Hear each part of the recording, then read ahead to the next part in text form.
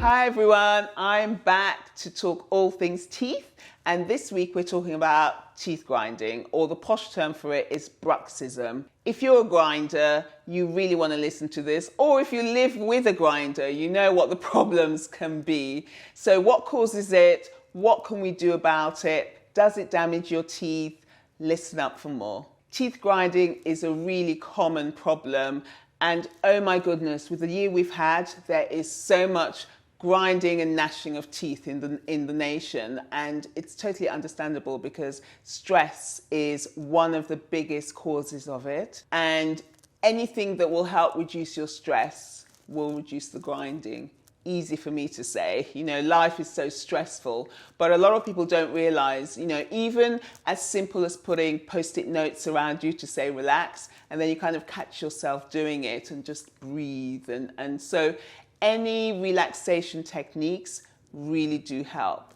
Apart from that, what we as dentists do is basically to try and put something between your teeth. The reason that grinding isn't great is the forces are huge. And so when you grind your teeth, you find that you have problems like chipping of the teeth, you get lots of microfractures in there, you wear your teeth down, so teeth become shorter. Also, you may find that you suffer from a lot of migraines and headaches, because if you think about the muscles here and you're grinding and you're utilizing the muscles, what would happen if you're lifting weights consistently?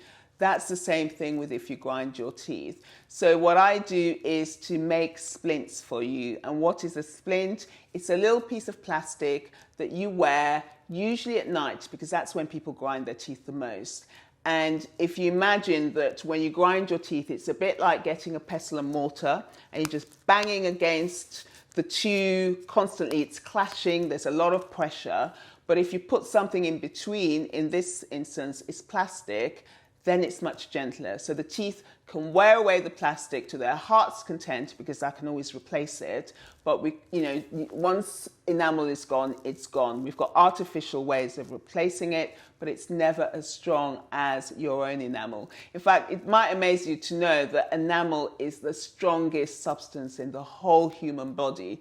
And when I come to cut into it, we have to use specially designed diamond drills. It's that hard. So it gives you an idea of the amount of force that is needed if you do grind your teeth to wear that enamel away. So going back to the splints, if you're wearing the splint, you wear it at night because that's almost when you relax, and so your muscles just start grinding away.